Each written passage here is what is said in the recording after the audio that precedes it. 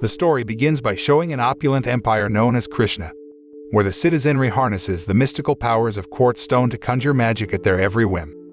Amidst this world of wonder and enchantment, we are introduced to two individuals who are the exception to this rule, Rygardt Arrow and his younger brother Rigars. They are anomalies in this world of magic, born without the ability to wield the precious quartz stone.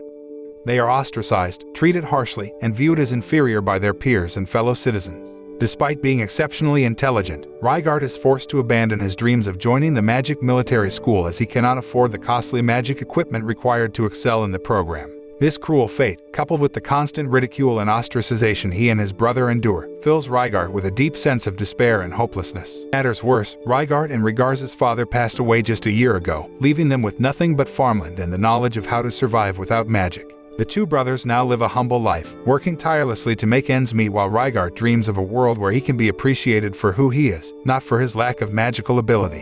When Rygardt navigates through a world that shuns him, he receives an unexpected summons to the capital city from none other than the king of Krishna, Hodder himself. Upon arriving at the palace, Rygardt's heart races as he lays eyes on Queen Sigyn Erster, his former schoolmate and unrequited love, who has since married Hodder. Rygardt's thoughts are quickly redirected as he is reunited with Hodder, his dear friend from school. Despite their long separation, the two quickly fall back into their old camaraderie. Rygardt eagerly inquires about the whereabouts of Zess, another member of their group, and Hodder's expression darkens as he reveals that Zess has led a coup d'etat in the Assam region on behalf of the Athenian Empire. The Athenians had emerged victorious in their war against the Orlando Empire and now sought to expand their power by conquering Krishna. Hodder discloses that the conflict has been kept hidden from the public to prevent panic, but in truth, the Krishna and Athenian forces are already engaged in brutal warfare on the border. Much to everyone's surprise, Zess, who was once known for his aversion to violence, has taken up the mantle of leading the Athenian army. Having learned of the brewing war and the looming threat to his loved ones, Rygardt makes a bold decision to flee with his brother Rigars to the safety of the mountains. However, before he can make his escape, Hodder stops him and implores Rygardt to help him avert the impending disaster, even though he knows Rygardt cannot use magic. Hodder reveals that the Athenians have proposed a peace treaty, which will bring an end to the conflict on the condition that the Krishna Empire surrenders all of its territories and the royal family is executed. At the mention of the execution of the royal family, Rygardt is overcome with fierce protectiveness for his best friend and unrequited love, Sigyn. He cannot bear the thought of losing them and reluctantly agrees to help Hodder. Hodder leads Rygardt to a mine where an ancient golem, with technology that has not been seen for over 1,000 years, has recently been discovered. Hodder hopes that Rygardt can help him inspect and activate the golem. As Rygardt sets to work testing the golem, their sanctuary is suddenly attacked by enemy forces. Rygardt instinctively enters the golem and attempts to activate it.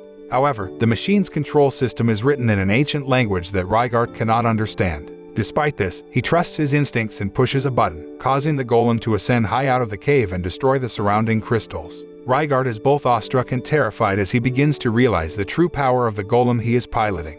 Rygardt's black golem then lands before the enemy's machine. He frantically tries to locate the control panel, still struggling to decipher the ancient language. In a moment of panic, he accidentally steps on a pedal that propels his golem toward the enemy, attacking the opposing pilot Lee. In response, Zess, the Athenian captain and Rygardt's former comrade, launches a counterattack that knocks Rygardt unconscious. When he regains consciousness, he overhears Zess and Hodder discussing their plans. Fueled by a sense of justice, Rygardt resolves to capture Zess and bring him to justice. However, Zess proves to be a formidable opponent, and Rygardt's attempts to apprehend him are thwarted. Just as things seem bleak, Balder, a Krishna military general, arrives with reinforcements, forcing Zess and his team to retreat.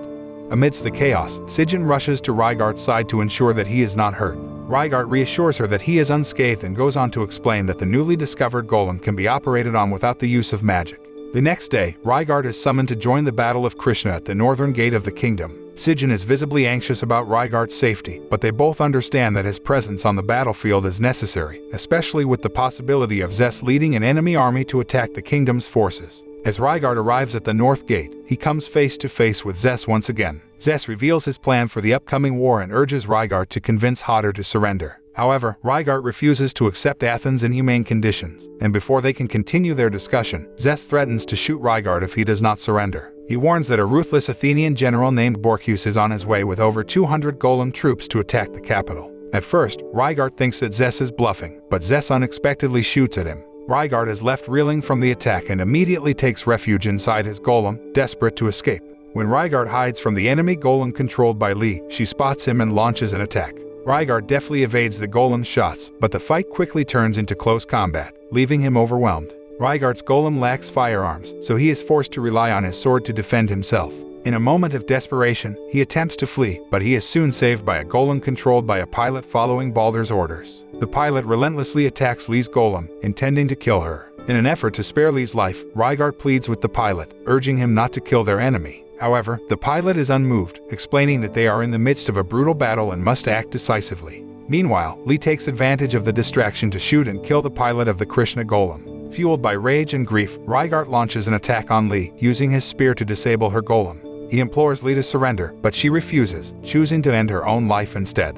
Rygard is left devastated by the sudden loss of 2 lives in just a matter of moments. The gravity of the war he is now a part of becomes all too real, and the weight of his decisions weigh heavily upon him. Later that night, Sigyn tries to comfort Rygard after the tragic incident, knowing the toll it has taken on him. The following day, Rygard visits the grave of the pilot who died as a result of his actions. There, he meets the pilot's pregnant wife, and the guilt he feels over the man's death weighs heavily on him. Shortly after, Baldur approaches Rygard with an offer to rejoin the next mission. Baldur is determined to prevent Hodder from giving up and sacrificing himself. However, the weight of the recent events has left Rygard feeling defeated and despondent. He initially rejects the offer and contemplates leaving the battlefield altogether. As he walks away, Rygard recalls his father's advice that fleeing when faced with certain death is not necessarily a wrong choice. But something inside him tells him that he is not ready to give up yet. With renewed determination, he turns around and decides to return to the war and help his best friend. A few days later, Rygard enlists as a member of Krishna's armed forces and becomes Hodder's personal knight. After preparing the Black Golem, Sigyn explains to him how to operate the machine. Soon after, Baldur informs Rygard of the enemy's movements, prompting him to launch an attack against the Athenians. In the heat of battle, Rygard manages to take down one of the enemy golems. However, his encounter with Zess proves to be more challenging, and Rygard finds himself struggling to defeat his former comrade. In a desperate move, Rygard attempts to disable Zess's golem machine, but Zess evades the attack and knocks Rygard unconscious. When he wakes up, he learns that Zess managed to escape. At the palace, Hodder comes face to face with a young Athenian soldier named Nike who has been captured by Krishna's army. To Hodder's horror, he learns that Athens has been conducting experiments on young soldiers to accelerate their growth and transform them into adult-like soldiers by the age of 20. Nike, who is only 12 years old, is one of the victims of these cruel experiments. As the threat of an attack on the capital looms large, Sigyn asks Rygard to join the Millennium Battalion, a special force formed to protect Hodder and led by Captain Narvi. Rygard meets with the other members of the battalion, including Gurge. However, things quickly escalate when Rygard and Gurge engage in a heated battle, forcing the other members to intervene and stop the fight. Concerned about Rygard's well-being, Sigyn meets with him to discuss his situation on the team with Gurge. Rygard reassures her that he can handle himself and that she doesn't need to worry about him. Despite the tension within the team, Rygard remains committed to his duty and determined to protect his country from the impending threat of war. That night, Baldur confides in Rygard about Gurge's troubled past. His father was imprisoned for killing his comrade, a fact that Rygard finds hard to believe. Baldur admits that he doesn't understand why his son did it, but Rygard overhears him saying that he would kill Gurge if he interfered with Krishna's battle strategy. This revelation weighs heavily on Rygard's mind as he grapples with the complexity of the situation. On another occasion, Rygard meets with Hodder and implores him not to give up until he returns from his mission. The two friends share a heartfelt moment, and Rygard vows to do everything in his power to protect Hodder and Krishna. The following morning, as Rygard is about to embark on his mission, Sigyn confronts him about something that has been bothering her. Although she doesn't reveal the source of her anger, Rygard senses that something is amiss and tries to console her. Sometime later, Rygard joined forces with Krishna's army and engaged in fierce combat against the Athenians. As the battle raged on, Baldur grew increasingly frustrated as more than 20 units of Krishna's golems were destroyed by Borkus and his troops. But with Rygard on their side, Krishna's forces were able to match the strength of the attacking Athenian army. Rygard controlled his golem with remarkable speed and agility, relentlessly attacking anyone who came into his path, whether friend or foe. Rygard also fought bravely, leaping into action and releasing a barrage of arrows to take down the enemy. However, their efforts proved futile as the golem's armor was impenetrable. Just when it seemed like all hope was lost, Barkos appeared, poised to strike and wipe out the Krishna golems. But an unexpected turn of events occurred when a shooter allied with Athens attempted to protect all members of the army. With no other choice, Athens withdrew from the battle that day. A few days later, Rygard rushed back to his hometown upon hearing news of an attack by Barkos's forces. Upon arrival, he found his worst fears confirmed as he stumbled upon the lifeless bodies of his friends. It soon became clear that it was a trap set by Barkos and his men, who were after Rygard's powerful golem. When Barkos's troops closed in, Rygart braced himself for battle, determined to defend his home and loved ones. But Barkos's superior fighting skills quickly became apparent as he overwhelmed Rygart in combat and attacked him relentlessly. With no other options left, Rygart fought back with his sword, but Barkos effortlessly knocked him unconscious yet again. Shortly after, Rygart woke up and saw the Athenian soldiers dismantling his golem. He quickly escapes when he sees a signal coming from the mountains. He leaps and bounds his way back to his army, pursued closely by the Athenians who are determined to stop him. Krishna's army is under siege by the Athenians and is slowly being defeated. One by one, the members of the army decide to flee or surrender, leaving the situation looking bleak for Krishna. However, Rygart refuses to give up and follows Gurj, who has also decided to flee. As they make their way through the mountains, Gurj confronts Rygart about his actions, calling him a hypocrite for risking the lives of his comrades for personal gain.